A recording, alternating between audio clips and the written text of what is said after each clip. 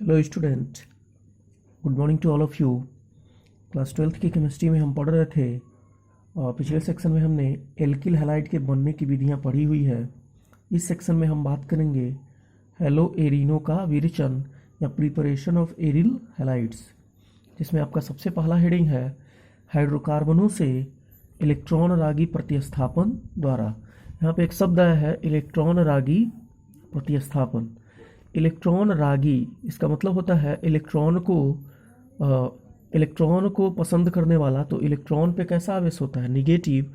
और निगेटिव आवेश को कौन पसंद करेगा, जो खुद पे कैसा आवेश हो, जिस पे पॉजिटिव। तो जो इलेक्ट्रॉन रागी होते हैं जनरली उन पे पॉजिटिव चार्ज होता है। तो जो किसी पॉजिटिव चार्ज द्वारा किसी निगेटिव चार्ज या किसी निगेटिव सेंटर को अटैक करना तथा किसी दूसरी चीज़ को वहाँ से क्या कर देना, प्रतिस्थापित कर देना, कहलाता है इलेक्ट्रॉन रागी प्रतिस्थापन अभिक्रिया या इलेक्ट्रोफिलिक सब्स्टिट्यूशन रिएक्शन। तो यहाँ पे हमको सबसे पहला हेडिंग जो पढ़ना है वो हाइड्रोकार्बनों से इलेक्ट्रॉन रागी प्रतिस्थापन द्वारा। तो हाइड्रोकार्बन में हम लेंगे टॉलुइन। टॉलुइन का सूत्र आपको पता है, बेंजीन और इससे कहीं जुड़ा रहता है CH3। आपको पता है कि बेंजीन रिंग में 3 पोजीशन पाए जाते हैं। एक को ऑर्थो कहते हैं, जस्ट बगल वाले को ऑर्थो, उसके बाद वाले पोजीशन को मेटा, उसके बाद वाली पोजीशन को क्या कहेंगे, मेटा, और लास्ट वाली पोजीशन को हम कहते हैं पैरा पोजीशन। ये आपको पता है, CH3 के जस्ट बगल में ऑर्थो, उसके बाद मेटा और उसके बाद कौन सा पोजीशन होगा, पैरा। और इस कंपाउंड को कहते हैं टॉलुइन। और जब इस पे हेलोजन्स X2 हो सकता है क्लोरीन या ब्रोमीन। जो हेलोजन्स है वो या तो क्लोरीन होगा या क्या होगा, ब्रोमीन। पर जब अभिक्रिया होती है किसी लेविस एसिड का, या जिसको हम बोलते हैं लेवाइस एसिड या लुईस एसिड जिसको हम बोलते हैं हिंदी में, तो लुईस एसिड हो सकता है आयरन या आयरन 3, वो आगे बता दूंगा मैं, आयरन या डार्क। ठीक है, डार्क का मतलब यह है कि आयरन अंधेरे में जब अभिक्रिया होती है ये, ठीक है, मतलब प्रकाश की उपस्थिति इस अभिक्रिया में आवश्यक नहीं है। तो जो प्रोडक्ट है इसमें वो 2 प्रोडक्ट बनेगा। एक ऑर्थो पोजीशन पे जाके हेलोजन जुड़ जाएगा, तो यहाँ पे ऑर्थो पोजीशन पे हेलोजन जोड़ दीजिए, और दूसरा पैरा पोजीशन पे जाके हेलोजन क्या हो जाएगा, जुड़ जाएगा। यहाँ पैरा वाला पोजीशन जो है आप देख सकते हो, वहाँ पे हेलोजन जोड़ सकते हो। अब ये मेथड है एरिल हैलाइड बनाने का। तो एरिल हैलाइड आप जानते हो, किसी एरोमेटिक वलय से डायरेक्टली हेलोजन जुड़ा है, तो उस प्रकार के यौगिक को हम कहते हैं एरिल हैलाइड।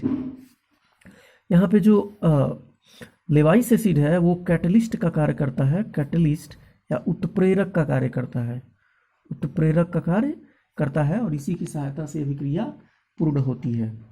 तो जो उत्प्रेरक होता है वहाँ पे उसको वो लुईस एसिड होता है, और वो जनरली आयरन या आयरन 3, ये ऑक्सीडेशन स्टेट लिखा हुआ है आयरन का, आयरन या आयरन 3 के यौगिक होते हैं।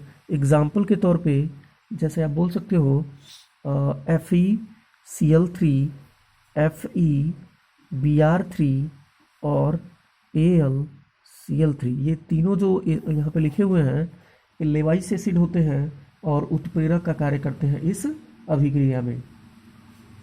यहाँ पे पोजीशन के बारे में बात करूँ तो मैं अगर मान लीजिए कोई बेंजीन रिंग है और यहाँ पे मान लीजिए कोई फंक्शनल ग्रुप X जुड़ा है, तो ये वाला पोजीशन क्या होगा, ऑर्थो, ये वाला पोजीशन क्या होगा, मेटा, ये वाला क्या होगा, मेटा, और ये वाला जो पोजीशन होगा वो आपका हो जाएगा पैरा पोजीशन। तो आप कंफ्यूज नहीं होइएगा, ये CH3 यहाँ पे जुड़ा है तो ऑर्थो जस्ट उसके बगल में होगा।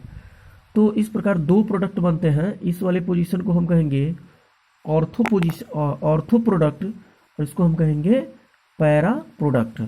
ऑर्थो और पैरा प्रोडक्ट में के गलनांक में बहुत ज़्यादा फर्क होता है। गलनांक मतलब क्या होता है, मेल्टिंग पॉइंट। तो हमेशा याद रखिएगा आप कि melting point of para position greater than melting point of ortho position. क्योंकि पैरा पोजीशन जो है, अगर इस वाले स्ट्रक्चर को आप ऐसे भी बना सकते हो, ऊपर क्या जुड़ा है आपका CH3 और नीचे क्या जुड़ा है आपका X।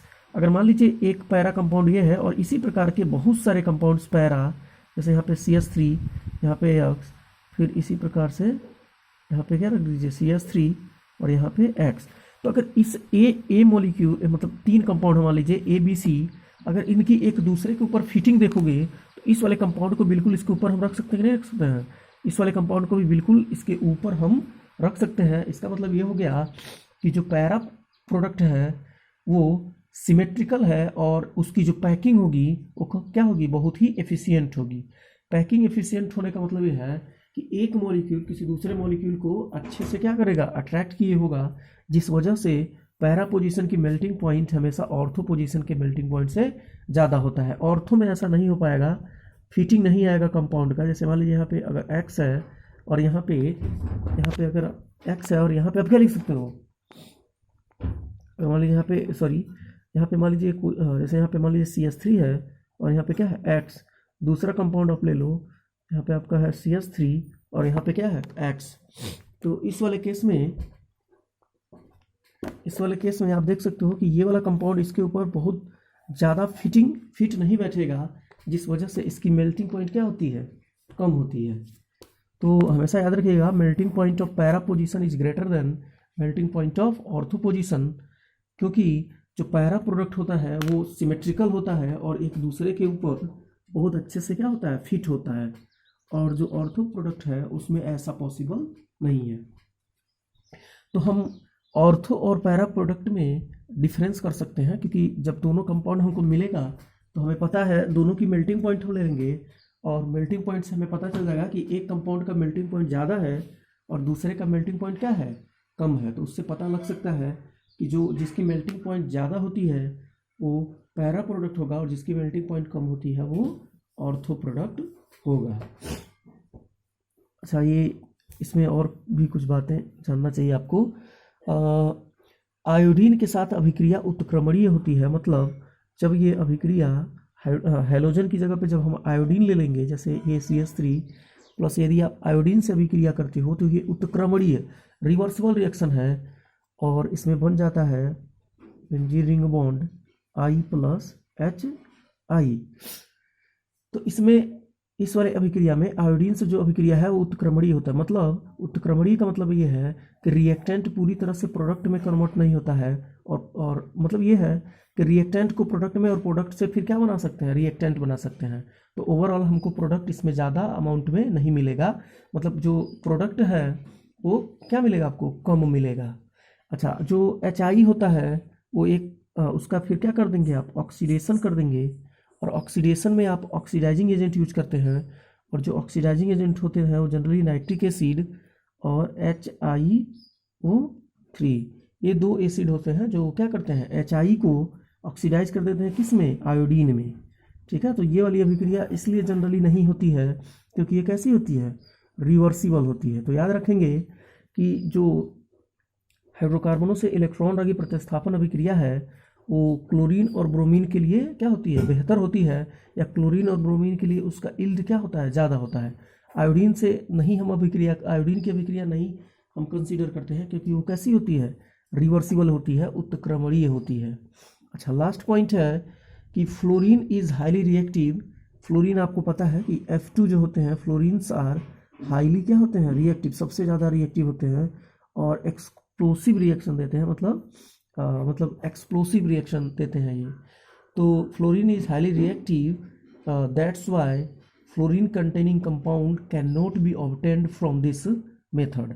जैसे इस मेथड से हम जैसे देखिए हैलोजन से इसमें क्लोरीन जोड़ सकते हैं, ब्रोमीन जोड़ सकते हैं। आयोडीन के लिए मैंने बताया कि आप आयोडीन जोड़ोगे तो उत्क्रमणीय हो जाएगी अभिक्रिया, और फ्लोरीन से अभिक्रिया होती ही नहीं है, या ऐसे कि ये फ्लोरीन से अभिक्रिया बहुत ही क्या होगी, एक्सप्लोसिव होगी, उस अभिक्रिया पे कोई कंट्रोल आप नहीं कर पाओगे।